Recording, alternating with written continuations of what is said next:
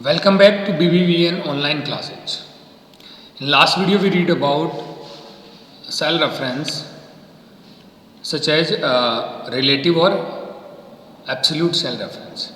And next is mixed cell reference.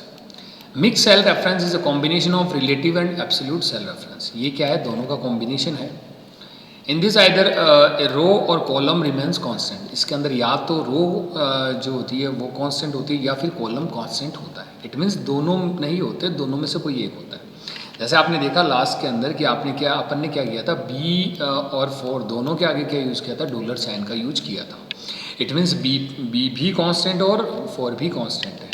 Next के अंदर क्या कर रहे हैं अपन, आइदर रो नंबर और कॉलम लेबल.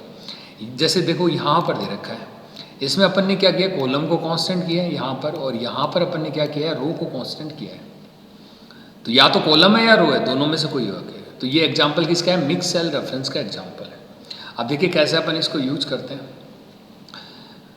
यहाँ पे एक जो एग्जांपल दे रखा है कि टाइप 10% इन सेल C1. सेल C1 के अंदर आप क्या करें, 10% है उसको टाइप करें. तो जैसा मैंने आपको पहले एग्जाम्पल बताया था कि मैंने यहाँ पे C1 के अंदर 10% टाइप किया है. नेक्स्ट अपन को क्या करना है, click on the cell where you want to display the final price of item. आप वहाँ क्लिक करें जहाँ पे आपको फाइनल प्राइस काउंट करना है. तो देखिए मैंने यहाँ पे काउंट करना है फाइनल प्राइस. ठीक है. नेक्स्ट क्या कहता है, टाइप D5 माइनस E5. तो ये एक फॉर्मूला यहाँ पे बना रहा है जिसके अंदर इसने क्या किया है कि सबसे पहले तो इसने D को फिक्स किया है और नेक्स्ट क्या किया है, 5 को फिक्स किया है. हालांकि इसके बिना भी अपना काम हो जाएगा, पर इसने एक एग्जाम्पल दिया है जिससे अपन मिक्स सेल रेफरेंस है उसको समझ सकते हैं. तो इसने क्या किया, अब अपन यहाँ पे क्या यूज़ कर रहे हैं, 4 वाली रो यूज़ कर रहे हैं. तो यहाँ पे अपन 4 का यूज़ करेंगे. इट मीन्स D4 E4 करेंगे. यहाँ पर इसने क्या कर रखा है, D5 E5 कर रखा है. In the selected cell press enter, the result will display in the cell. Now drag the mouse pointer to calculate the final price of other items. अब देखिए इसने क्या किया, D को फिक्स कर दिया और इधर E को फिक्स कर दिया है. सॉरी 5 को फिक्स कर दिया. तो दोनों में से कोई एक फिक्स है. इधर एक तरफ कॉलम लेबल है, दूसरी तरफ रो नंबर है. ठीक है. तो देखिए क्या करते हैं अपन, यहाँ पर मैं फॉर्मूला कैलकुलेट करता हूँ. तो जिसके अंदर अपन को क्या करना है, जो D4 और यहाँ पे अपन माइनस का यूज करते हैं और फिर क्या करते हैं E4. ठीक है. ये जनरल एक फॉर्मूला है जो अभी किसको रिप्रेजेंट कर रहा है, रिलेटिव को रिप्रेजेंट कर रहा है. यहाँ पे मैंने क्या किया, D को फिक्स किया और इधर 4 को फिक्स किया. ठीक है. अब इसमें क्या हुआ कि D फिक्स हो गया, D मतलब कॉलम फिक्स हो गया, इधर जो 4 है वो रो फिक्स हो गई. और जैसे इंटर करते हैं तो यहाँ पे आंसर क्या आता है, 180 आता है. अब 180 क्यों आता है, देखिए कोई भी जो सेल है उसको एडिटिंग मोड में लाने के लिए अपन F2 प्रेस करते हैं. ध्यान रखिएगा, काफ़ी बार पूछा जाता है क्वेश्चन कि F2 का यूज़ क्यों करते हैं, या फिर एडिटिंग मोड में लाने के लिए अपन किसका यूज़ करते हैं. तो देखिए यहाँ पे अपन ने क्या किया है, डॉलर साइन और इधर रो नंबर दोनों में से एक को फिक्स किया है. तो ये किसका एग्जांपल, आपका मिक्स सेल रेफरेंस का एग्जांपल है. तो होगा क्या, D फिक्स हो जाएगा, मतलब D कॉलम फिक्स हो गया. अब आप इस जो फॉर्मूला है उसको किधर भी ड्रैग करें आपका D फिक्स रहेगा. इधर आपकी 4 रो है वो फिक्स है.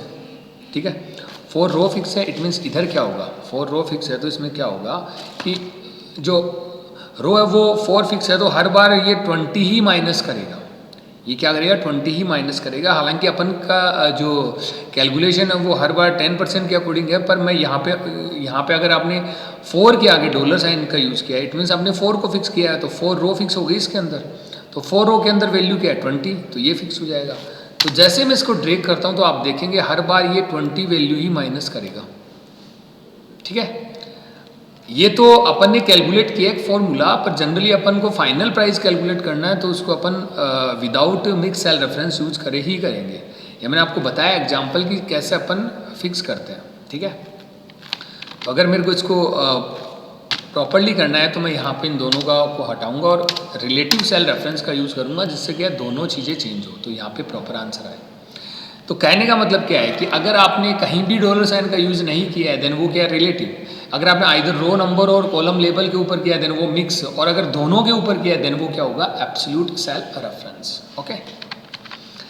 नेक्स्ट नोट क्या कहते हैं, in above example the column will remain constant in the first reference. First reference के अंदर आपका कॉलम कांस्टेंट है, whereas a row will remain constant in the second reference. Second reference के अंदर आपका रो कांस्टेंट है, ठीक है। तो आपका मिक्स सेल रेफरेंस होता है। नेक्स्ट आपका दे रखा है, क्या दे रखा है, सेल्फ असेसमेंट, जिसके अंदर मल्टीपल चॉइस क्वेश्चन है। On copying the formula, then formula क्या है, $A3 + B4 will a part of the formula will not change. अब इस फॉर्मूले का कौन सा पार्ट चेंज नहीं होगा, तो भैया इसमें कॉलम जो है ए, ये चेंज नहीं होगा, तो आंसर क्या होगा, द कॉलम ए ओनली। क्या होगा, the column A only. Next is on copying a formula in which type of cell reference does the formula not change.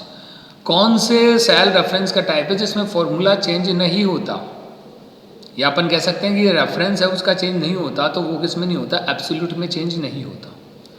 Next कहता है which two type of cell reference is a mix cell reference, a combination of. Mix cell reference है वो किन दो का combination है, तो यहाँ पे किसका है, रिलेटिव और एब्सोल्यूट का है। किसका है, रिलेटिव और एब्सोल्यूट का है, ठीक है। नेक्स्ट दे रखा है explain how formula copying take place in the case of relative cell reference. Relative cell reference के अंदर फॉर्मूला कैसे कॉपी होता है ये आपको बताना है। तो मैं आपको यहाँ पे जो रिलेटिव सेल रेफरेंस है उसको यहाँ पे बता चुका हूँ। और तो यहाँ पे आप क्या करेंगे, सबसे पहले रिलेटिव सेल रेफरेंस है उसका डेफिनेशन देंगे, और देन आप क्या करेंगे, यहाँ पर ये बताएंगे जो 4 स्टेप्स। तो इसके अंदर आपका ये आ जाएगा कि आपका कैसे चेंज होता है, ठीक है। इसके अंदर क्या होगा, जैसे ड्रैग करेंगे तो आपका जो रो नंबर है या कॉलम लेबल है वो आपका चेंज हो जाएगा, ठीक है, अकॉर्डिंगली किसके, जिस सेल एड्रेस के अकॉर्डिंग ये कैलकुलेट होगा, ठीक है। नेक्स्ट आपका दे रखा है, वो दे रखा है, देखिए क्या दे रखा है, write down a formula that can be added to cell, show absolute cell reference. Absolute cell reference को रिप्रेजेंट करने वाला कोई ना कोई फॉर्मूला आपको यहाँ पे लिखना है। तो देखिए मैंने इसके आगे लिखा है, मैंने A5 के दोनों के आगे क्या यूज किया, $, इनटू B5 के आगे दोनों के आगे क्या यूज किया, $। देन ये किसको रिप्रेजेंट करेगा, एब्सोल्यूट सेल रेफरेंस को रिप्रेजेंट करेगा, ठीक है। तो इस सेशन के अंदर अपन ने पढ़ा सेल रेफरेंसिंग, मतलब सेल एड्रेसिंग, कि अपन कैसे एड्रेसिंग करते हैं आपके एक्सेल के अंदर। और नेक्स्ट अपन ने क्या पढ़ा कि इसके टाइप्स क्या होते हैं, जिसके अंदर था रिलेटिव जिसमें $साइन का यूज़ नहीं होता है, एक था एब्सोल्यूट जिसमें रो नंबर और कॉलम लेबल दोनों के आगे होता है, और एक था आपका मिक्स सेल रेफरेंस जिसके अंदर आइदर रो नंबर और कॉलम लेबल के अंदर अपन यूज़ करते हैं जिसका $साइन का। Okay, thank you.